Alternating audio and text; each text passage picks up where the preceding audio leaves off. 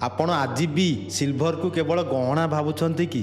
କିନ୍ତୁ ଆଜି ସିଲଭର କିଛି ଗହଣା ହେଇକି ରହିଲାନି। ସିଲଭର ଗହଣା ତ ଗୋଟେ ୟୁଜ୍ ଅଛି, ତା ସହିତ ସିଲଭରର ଇଣ୍ଡଷ୍ଟ୍ରିଆଲ ଡିମାଣ୍ଡ ବହୁତ ବଢ଼ିଯାଇଛି।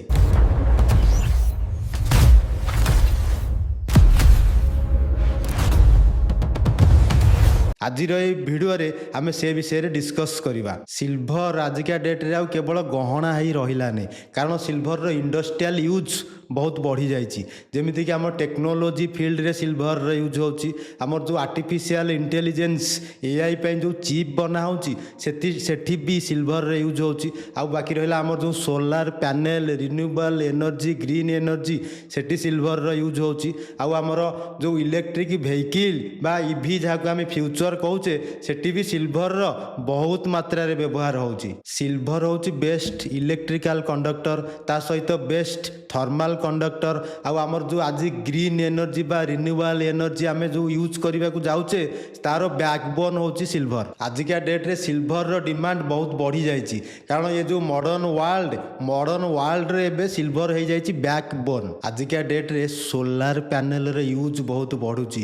ଖାଲି ତ ଆମ ଦେଶ ଭାରତରେ ତ ବଢ଼ୁଛି, ଭାରତ ସହିତ ଚାଇନା, ୟୁରୋପିଆନ୍ କଣ୍ଟ୍ରି, ଏଠି ବି ସବୁ ସୋଲାରର ୟୁଜ୍ ବଢ଼ୁଛି। ଆଉ ସୋଲାର ପ୍ୟାନେଲ ଯେଉଁ ବନା ହେଉଛି ସେଠି ସିଲଭରର ୟୁଜ୍ କରାହେଉଛି। ପୂର୍ବରୁ ଆଗରୁ ବି ଏବେ ବି ମାର୍କେଟରେ କିଛି ପେଟ୍ରୋଲ ଗାଡ଼ି, ଡିଜେଲ ଗାଡ଼ି ଏସବୁ ଭେହିକିଲ୍ ଅଛି, କିନ୍ତୁ ଫ୍ୟୁଚରରେ ଆମେ ଚିନ୍ତା କରୁଛେ କେମିତି ଇଲେକ୍ଟ୍ରିକ୍ ଭେହିକିଲ୍ କି ସିଫ୍ଟ କରିବା ଲାଗି।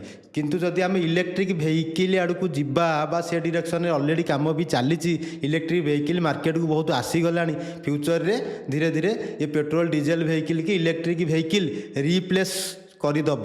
କିନ୍ତୁ ସେ ଯେଉଁ ଇଲେକ୍ଟ୍ରିକ୍ ଭେହିକିଲ୍ ବନା ହେଉଛି, ଧରନ୍ତୁ ପେଟ୍ରୋଲ ଡିଜେଲ ଗାଡ଼ିରେ ଯେତିକି ସିଲଭର ୟୁଜ୍ ହେଉଥିଲା, ତାର 2 ରୁ 3 ଗୁଣା ସିଲଭର ୟୁଜ୍ ହେଉଛି ଇଲେକ୍ଟ୍ରିକ୍ ଭେହିକିଲ୍ରେ। ଆଉ ଇଲେକ୍ଟ୍ରିକ୍ ଭେହିକିଲ୍ର ବ୍ୟାଟେରୀ ହେଉଛି ଗୋଟେ ମେଜର ପାର୍ଟ। ଆଉ ସେ ବ୍ୟାଟେରୀରେ ହିଁ ସିଲଭରର ବହୁତ ୟୁଜ୍ କରିବାକୁ ପଡ଼ୁଛି। ଆଉ ବ୍ୟାଟେରୀରେ ସିଲଭରର ଆଉ ରିପ୍ଲେସମେଣ୍ଟ ଆଜିକା ଡେଟ୍ରେ କିଛି ନାହିଁ। ଆଉ ଆଜିକା ଡେଟ୍ରେ ଯେଉଁ ଚିପ୍ ବନୁଛି ସ୍ମାର୍ଟଫୋନ୍ ପାଇଁ, ଲାପଟପ୍ ପାଇଁ ବା 5Gର ବି ଯେଉଁ ପ୍ରଚଳନ ବଢ଼ୁଛି, ସେଠି ବି ସିଲଭରର ବହୁତ ମାତ୍ରାରେ ବ୍ୟବହାର କରାହେଉଛି। ଆଉ ଆମର ଡିଫେନ୍ସ ଆଉ ସ୍ପେସ୍ ଟେକ୍ନୋଲୋଜି, ସେଠି ବି ସିଲଭରର ୟୁଜ୍ କରାହେଉଛି। ତେଣୁ ସିଲଭରର ବହୁତ ଇଣ୍ଡଷ୍ଟ୍ରିଆଲ ୟୁଜ୍ ବଢ଼ିଯାଇଛି। ଆମେ ଏଇଠି ଡିସ୍କସ୍ କଲେଣି କେତେଟା ଜାଗାରେ ସିଲଭରର ୟୁଜ୍ କରାହେଉଛି।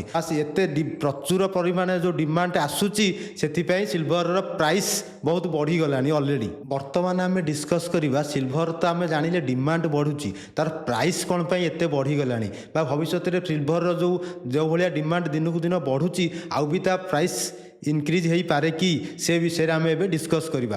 ମାନେ ଭାବନ୍ତୁ ଗୋଟିଏ ଜିନିଷର ପ୍ରାଇସ୍ କେମିତି ଡିସାଇଡ୍ ହୁଏ। ଡିମାଣ୍ଡ ଆଉ ସପ୍ଲାଏକୁ ନେଇକି ଯେକୌଣସି ଜିନିଷର ପ୍ରାଇସ୍ ଡିସାଇଡ୍ ହୁଏ। ଗୋଟିଏ ଜିନିଷ ଯଦି ସପ୍ଲାଏଠୁ ଡିମାଣ୍ଡ ଅଧିକା ଅଛି, ଅଲ୍ଟିମେଟଲି ତା ପ୍ରାଇସ୍ ବଢ଼ିବ। ସିମିଲାରଲି ସିଲଭର କେସ୍ରେ, ସିଲଭର ତ ଆଜି ଆଉ କେବଳ ଜୁଏଲାରୀ ଗହଣା ହେଇ ରହିଲାନି, ଇଣ୍ଡଷ୍ଟ୍ରିଆଲ ୟୁଜ୍ରେ ବହୁତ ସିଲଭରର ବ୍ୟବହାର କରାଯାଉଛି। କିନ୍ତୁ ସିଲଭରର ସିନା ୟୁଜ୍ ବଢ଼ିଗଲା, ବହୁତ ଜାଗାରେ ବ୍ୟବହାର ବଢ଼ିଗଲା ବା ତାର ଡିମାଣ୍ଡ ବଢ଼ିଗଲା, କିନ୍ତୁ ସିଲଭରର ସପ୍ଲାଏ ବଢ଼ୁନି, ଲିମିଟେଡ୍ ସପ୍ଲାଏ। ଯେଉଁଠି ସପ୍ଲାଏ କମ୍, ଡିମାଣ୍ଡ ଅଧିକା ରହିଲେ ସେଠି ଅଟୋମେଟିକାଲି ପ୍ରାଇସ୍ ବଢ଼ିଯାଉଛି। ସେଇଥିପାଇଁ ସିଲଭରର ପ୍ରାଇସ୍ ଧୀରେ ଧୀରେ ଆକାଶ ଛୁଆଁ ହେଇଗଲାଣି। ଆମର ଏ ଭିଡ଼ିଓ ହେଉଛି କେବଳ ଇନଫର୍ମେସନ୍, ଏଜୁକେସନାଲ ପର୍ପଜ୍ ପାଇଁ। ନିଜେ ଇନଭେଷ୍ଟମେଣ୍ଟ କରିବା ଆଗରୁ ନିଜେ ରିସର୍ଚ୍ଚ କରନ୍ତୁ, ଆଉ ନିଜ ଫାଇନାନ୍ସିଆଲ ଆଡ଼ଭାଇଜରଙ୍କର ପରାମର୍ଶ ନିଅନ୍ତୁ। ଏ ଭିଡ଼ିଓ କୌଣସି ଫାଇନାନ୍ସିଆଲ ଆଡ଼ଭାଇଜର ବା କୌଣସି ଫାଇନାନ୍ସିଆଲ ଟିପ୍ସ ଆମେ ଦେଉନୁ ଏ ଭିଡ଼ିଓରେ। ଯଦି ଆମର ଏଇ ଇନଫର୍ମେଟିଭ୍ ଭିଡ଼ିଓ ଆପଣଙ୍କୁ ଭଲ ଲାଗୁଛି, ତାହେଲେ ଆମ ଭିଡ଼ିଓକୁ ଲାଇକ୍ କରନ୍ତୁ, ସେୟାର କରନ୍ତୁ, ତଳେ ଗୋଟେ ପଜିଟିଭ୍ କମେଣ୍ଟ କରନ୍ତୁ, ଆଉ ଆମ ଚ୍ୟାନେଲକୁ ସବସ୍କ୍ରାଇବ୍ କରନ୍ତୁ।